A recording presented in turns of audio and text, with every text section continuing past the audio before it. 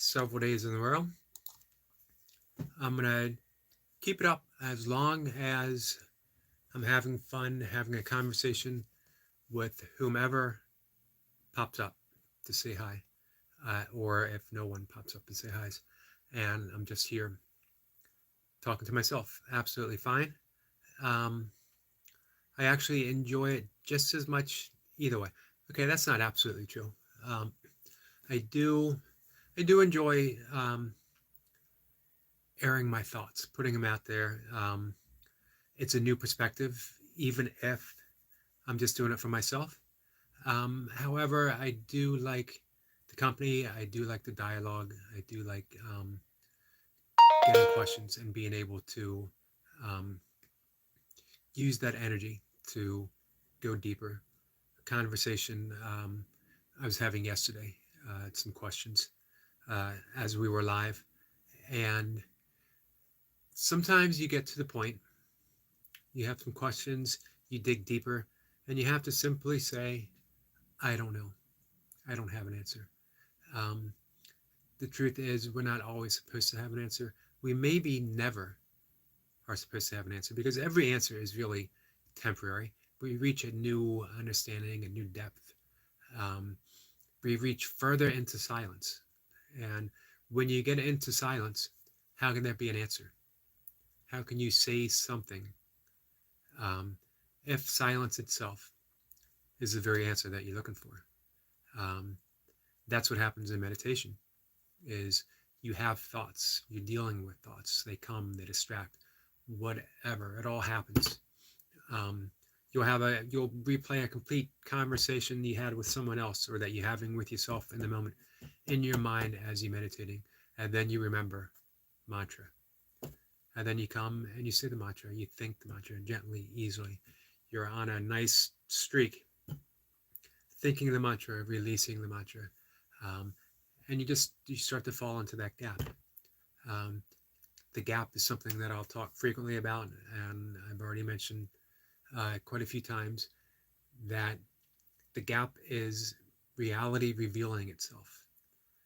It's the space between thoughts, it's the space between words. If we didn't experience the gap, it would be one continuous stream of thought, no break, vowels, consonants, sounds, but nothing making any sense because it's the silence in between that gives it meaning. Um, as they say in Zen, it's the space between bars that keeps the tiger, and it's the space within the vase that uh, holds the flowers, or it's the space between notes that makes the song. Full disclosure, um, I normally say vase, but it sounded a little more poetic to say vase. Hey, Paul, thanks for popping in. Um, you're all over the place today. I saw you earlier talking with the gang, getting their burpees in. Um, I'm just talking a little bit about silence. And as I mentioned, I use the fancier term for vase. Um, I normally say vase, but it sounded poetic when I said vase.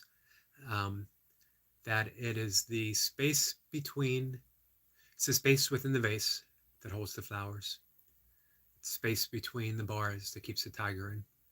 Um, and yep, Sunday is chore day. Um, it's my longer walk day. I get out and get in a little more miles usually if I can. Um, and basically what I've been saying from earlier, that it's great having questions. It's great having somebody pop in to say hi. But it's not always necessary. But what I find with that energy of a dialogue is it gets you to that place. People ask you questions. You think about an answer. Is that you don't always have an answer, and you don't even need to have an answer. That silence itself is the point that we reach. That is the answer. That's the key of um, that's the fancier way of saying it. I usually pull it out I pull out the vase when I am trying to, basically when I'm trying to annoy Mocha. I'll say vase, I'll say envelope. Um, Although I do say aunt, my aunt. Um, I know to be properly fancy, I should say aunt, but I can't bring myself to do it. Um, Growing up and watching Annie Griffith, The Mayberry, uh, yeah, I can't imagine an Aunt B. It's Aunt B, you know, and we all had an Aunt B at one time or another. um, so when we do self-inquiry, um, we're not looking for the discovery of a self. What we're looking for is the discovery of silence. We're looking not to have an answer, that we want to reach that point where we simply shrug our shoulders and say, I don't know. So if the basis of self-inquiry is, who am I? And we're asking ourselves, who am I? We never get to an answer. It's impossible to get to an answer. You know, who am I? Should I say my body? Well, what happens if I lose a limb? What happens if little by little I dismiss parts of my body for whatever reason? I find that I'm not solely my body. I'm not separate from my body. Um, Saying that you are not the body doesn't help when you're doing a 20-minute session of burpees, um, because you are certainly the body. You're certainly breathing hard, something, you know. You can't say, well, I'm not the body. This set doesn't suck, because the set sucks. It's 20 minutes of burpees. Um, but you are not exclusively the body. So we keep digging deeper and deeper. We can say, you know, I am pure spirit. Um, but what is that? What does that even mean? If you're pure spirit, then how can you also be body? What it comes down to when we keep asking that is we get to silence. We get to the mystery. We see that we are and we see that we aren't. We see that we are the body. We see that we're not the body. We see that we are spirit. We see that we're not spirit. We come to the Buddhist Heart Sutra. We see that we are emptiness and we see that we're form. Not emptiness form, not emptiness becoming form, emptiness form. No separation between the two. It's one thing. That's the amazing thing. That's what amazes me when I talk about the Big Bang, that there was no such thing, nothing in existence of space and time until the universe needed it.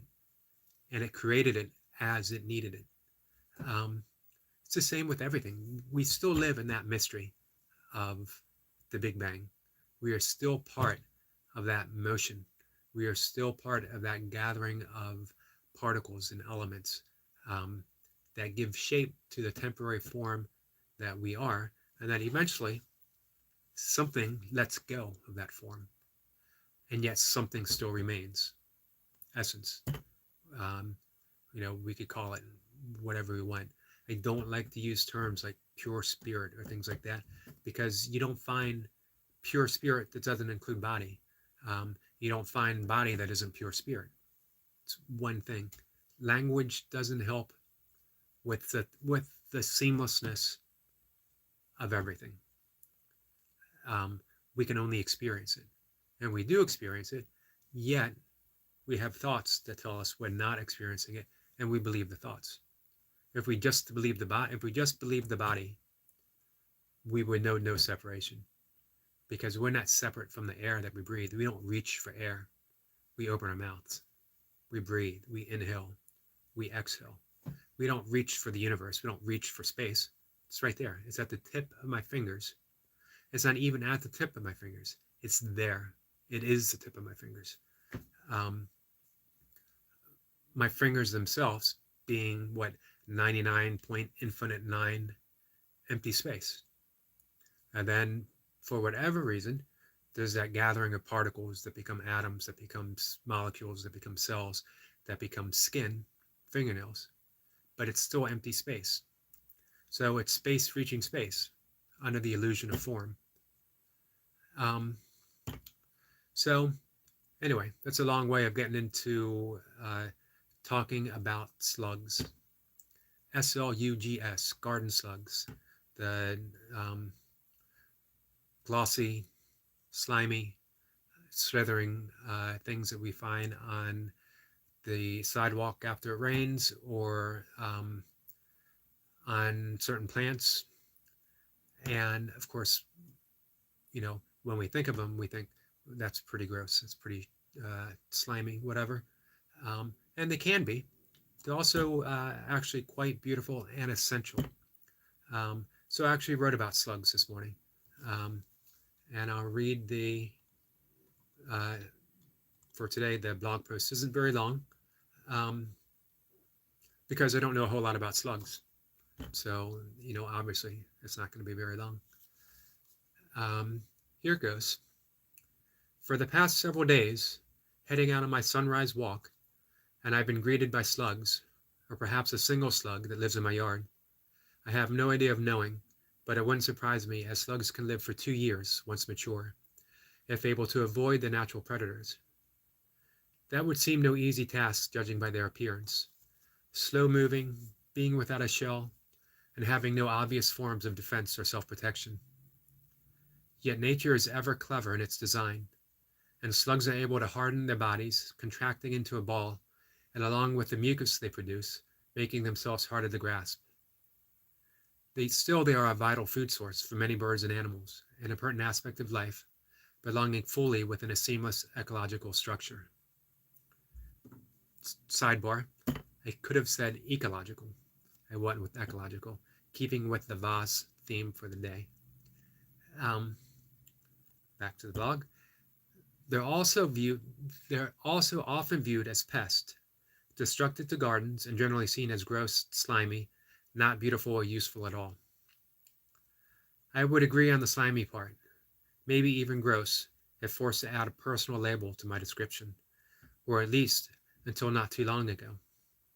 Lately, for several years now, and I seem to be losing my sense of bias towards any creature, returning to my childhood sensitivity and innocence, where everything belonged within a more magical world. Every garden and yard contained an infinite mystery to be explored. I delight in seeing my visitors each morning, pausing to appreciate their awesome design, the beauty of their form and function. They've made it through the night, vulnerable, surviving to the moment that they greet me, and I wish them well on their continued journey, their dharma, whatever that might be. I am not familiar with the world of slugs, little knowledge of their behavior beyond what I've read in my recent and growing curiosity, sparked by their morning appearance at my door. But I know that everything has a dharma of their own, never small, as life is an endless circle of belonging, vast, yet infinitely connected by design. My pause and appreciation to their visit links me to them now, made even more intimate by my observation and the short but heartfelt prayer I offer in greeting. Thank you, thank you, thank you for this moment together. Everything belongs. And that was my short little writing on slugs. Here's the thing, not just about slugs, but on being a writer, any kind of artist. Paul, you can relate to this as a drummer. If you want to be a drummer, you can read books on drumming, you can watch a video, you can talk to drummers, you can get advice. Eventually, you got to pick up drumsticks and you got to drum. You got to play. You got to practice. To be a writer, simple. To be any kind of artist, simple. Do what you love. Write. Wake up every morning. If you're busy, 5 minutes. I'm going to write 5 minutes. If you want to be a nature writer, go out in nature, look around, take a deep breath, go back inside and write about what you saw, what you experienced, what was there, what you heard, what you felt. It doesn't have to be good.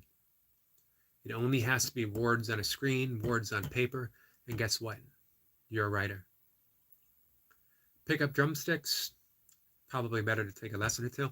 Pick up drumsticks, hit the drums. Guess what? You're a drummer. An inexperienced drummer, a drummer that needs a lot of practice, a drummer that needs lesson, doesn't matter. You're beginning the journey. When I mention the word dharma, D-H-A-R-M-A, there's two ways of looking at that. It's a Sanskrit word.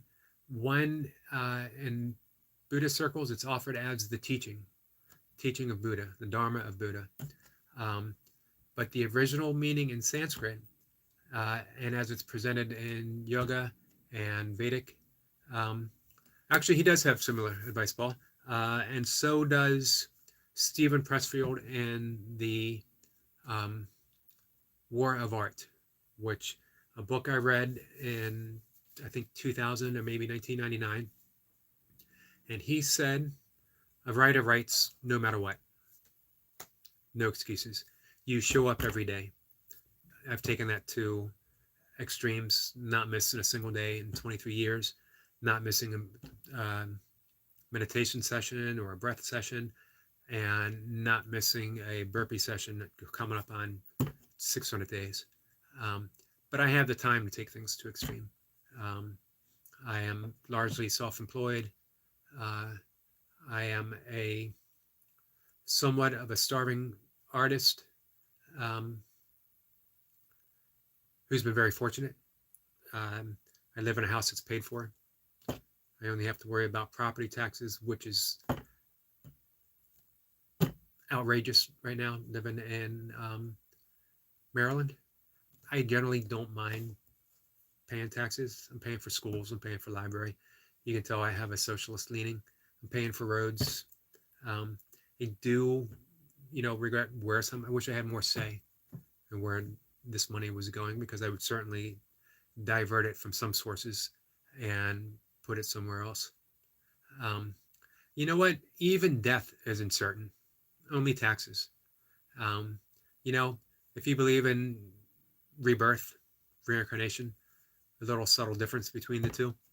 And then you have to come back and start paying taxes all over again. So not even death. Death is not an escape from paying taxes. Especially, let's say, living in Maryland, or let's say you live in Massachusetts. You know, if I come back, if I am reincarnated, I want to be reincarnated within a taxless state, or maybe just one that pays, less taxes. And again, I'm not anti-tax, but are my taxes being used for the best possible purpose across the board? Probably not. I would like to have some say. I would like my vote to go there in some way.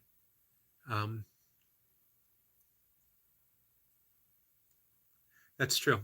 And here's the thing, though. I wouldn't mind paying healthcare tax for others. I have no issue with. I have no issue paying for universal income. I don't believe that everyone needs to be forced to be put into the that 9 to 5 death trap. If there's another option, I think everyone would find a way of being successful, given giving some help, giving some aid. But I'm weird that way. I'm not a socialist across the board. I don't know what I am. I'm not any of these things whatsoever. I am without any motive in that way, other than I want people to be happy, fulfilled. I want them to reach their potential of what they think they should be as a human being. And I know taxing them too much isn't going to do it. But I know that, even right now with a lower income, I can afford to pay some to make others happy, and I'm perfectly fine doing that. But yeah, with the industrial war complex is just ridiculous, because we have the greatest military in the world, and it's not even streamlined. It's not even where it could be, spending less money, which, again, is just ridiculous. If you can spend less money and be a better unit, do so. So anyway, slugs, beautiful creatures. I try to relate things sometimes to a shamanic perspective. What does this moment teach you? What the slugs teach me as I come out front and see them? They teach me to pause. to look at something that at one time I might have had distaste for and see them in the new light. Let's take that back. See them in their original light. Before I told myself a story about slugs, what were they? Magical creatures. Anthony de Mello, Jesuit priest from India, yoga Hindu background. So he was a very unique priest, very unique perspective. Talks about as a child, seeing a bird fly. Let me take that back. Seeing a magical creature, winged, soaring through the air, suspended. Literally a mystery on how it could do anything that it was doing. And we were mesmerized. We were looking with delight, with wonder, with curiosity, with awe. And somebody, probably an adult, maybe a teacher, came by and said, "Oh, it's a bird." And like that, the mystery was gone. We never saw the magic again. We just saw a bird. We might say birds are magical, birds are cool. I love birds, but that mystery is gone. Sort of. I mentioned yesterday the importance of me having this desk here, so I have something to bang with importance when I'm making a point. Otherwise, I'm just pointing. Otherwise, I look like, I definitely look like a politician doing my finger pointing. So I prefer to have that sound of emphasis. So the mystery's still there. The innocence is still there. We just tell a story over top of it, and we believe the story. Stories are necessary because if you're having a conversation with somebody, this morning I was literally attacked by a red-winged blackbird. Tapped me on the head, sending me in an opposite direction. I was too close, although I was on a bike path. I was too close to the nest, and it wanted me someplace else. So I listened. I didn't swat. I didn't have a fuss. I gave it some space. I went somewhere else. Now, if that bird is swooping in your head and swooping at somebody else's head, if you don't have a story, if you don't have that identification, and you're saying, be careful, there's a magical creature full of mystery and delight and wonder and awe and curiosity swerving towards your head, by the time all that gets out, by the time you've said all of that, it's already hit the guy in the head. And the bird's going to be upset. The guy's going to be upset. It's just a mess. It's easier to have that story. However, we don't have to believe the story. We don't have to give it the basis of our reality in every single moment, because the reality stays mysterious. We don't know why there's a bird as opposed to why there isn't a bird. We don't know why there is a universe as opposed to not having a universe. We don't know why we exist as opposed to not existing. Science has no answer. There's not a possibility of an answer. And any good scientist would tell you the same thing. We don't know. We don't deal with why. We deal with how. That's the nature of science. My dad, being a science teacher, would literally tell me how of anything. Why does the sun shine? And my dad would switch it to how the sun shines. If I kept insisting, but why does the sun shine? He would say, ask your mother, who taught in a Catholic school, and she would say, because God made it that way. Not as satisfying either, but it's closer to the truth. The reason, here's the answer to any why. Because. Not even because there's no ultimate cause. You can't keep tracing that causal event. It's not cause and effect. It's just effect. Infinitely so. Only effects. Is there an original cause? Maybe. And maybe it was the spark of God creating the universe. Maybe it was just that expansion of energy from that singularity. exploding in energy, creating time and space? Maybe.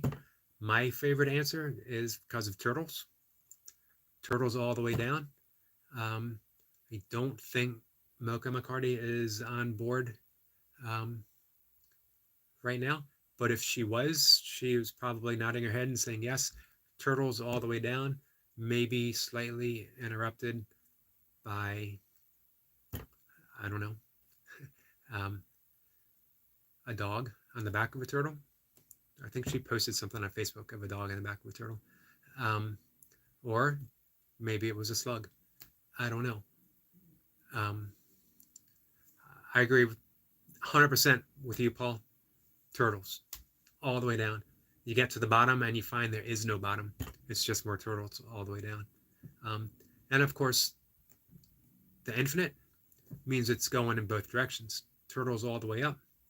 I always point that out when the amazing thing about infinity, the infinite, we think of it as looking out there, the infinite universe, but we don't turn it around and see the infinite exists in this direction, not really being a direction at all, but it exists this way as well. If we were to take a high power, atomic powered microscope and examine the body, again, we would see cells, we would see molecules, we would see atoms, particles, we would see that space in between, and it would just go farther and farther and farther until it was just space. Our body, just space, infinite, matching the infinite of the universe, the same exact thing, no separation between the universe within, the universe without. How's that for mystery? It's as mysterious as a slug waving at me this morning and saying hi. The vast majority of talks that I have are highly influenced by the amount of hallucinogenics I did in the 1980s. I should probably put that out there. Right now, on YouTube, it's a matter of record now. 1982, Meriwether Post Pavilion, Grateful Dead, first year they were ever there. 17 years old, mushrooms. It's documented now on YouTube.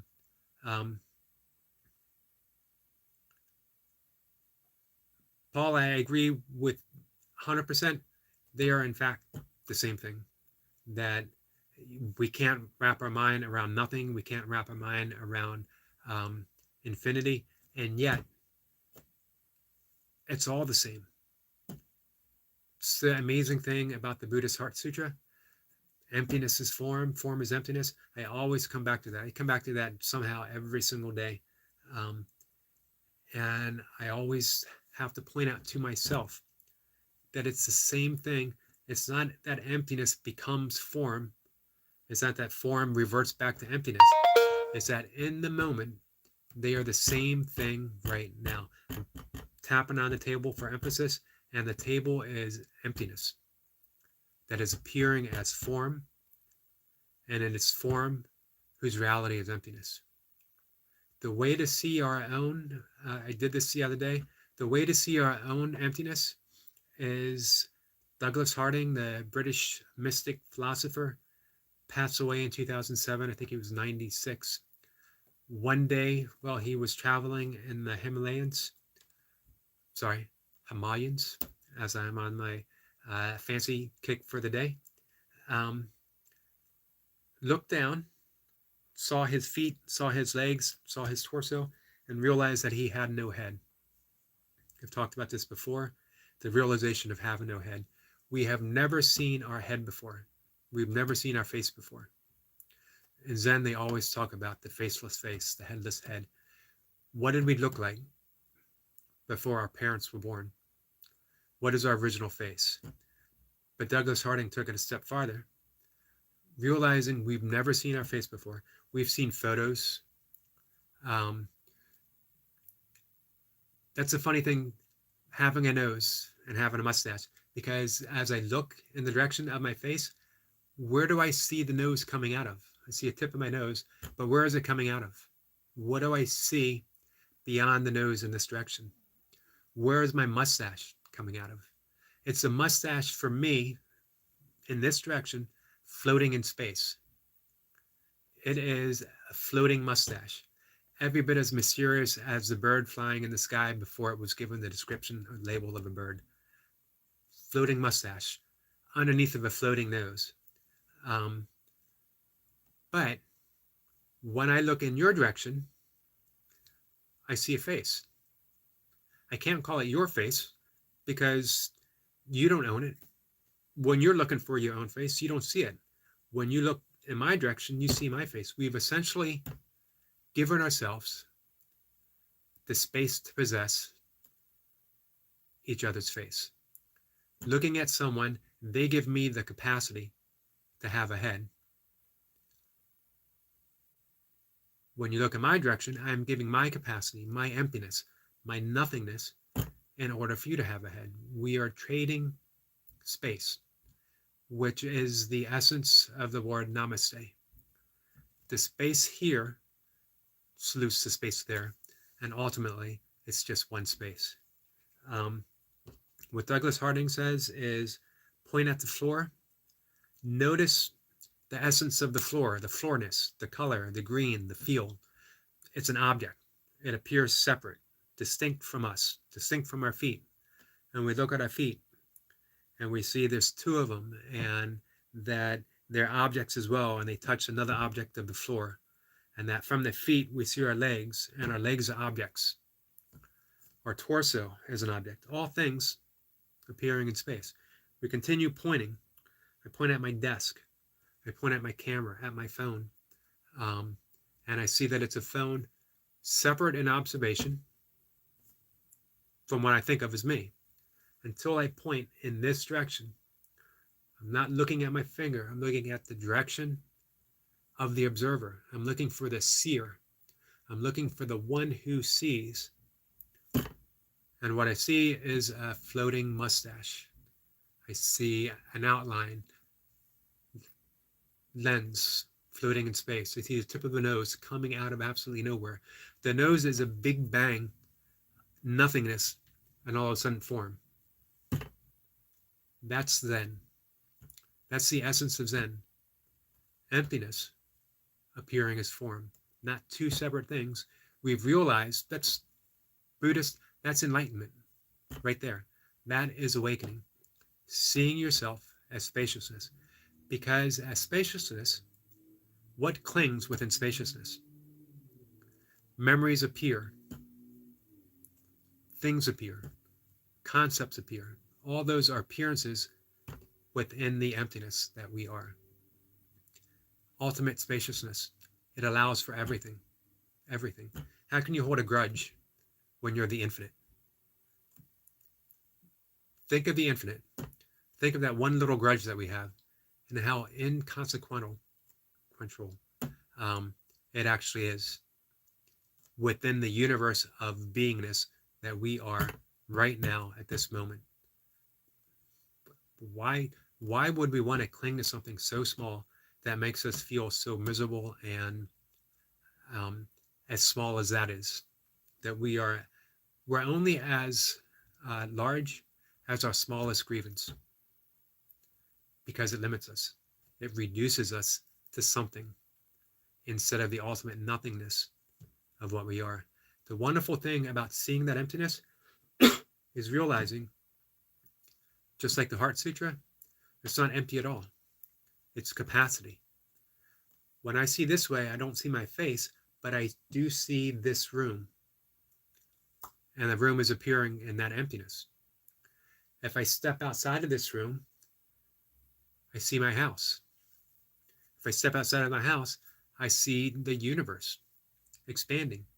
From here, this emptiness, the emptiness that I am, is holding the universe. There you go. Enlightenment 101. Awakening 101. The advanced class is seeing the universe in a slug and the slug in the universe. I'm working on that one. So, all right, guys. I'm coming up on 35 minutes. Every single talk that I gave so far, I start with the intent that you know what, I'm just going to read my blog. I'm going to say hi. I'm going to call it a day. And then 35, 40 minutes later, here we are. And this was Paul, you always make every discussion a lot of fun. It just has a levity to it that plays within the seriousness and awesomeness of what we're talking about. Doesn't distract in the least. Especially the other day when you and Milka, it just, because it's that dialogue, and that way we all get to bring stuff in together.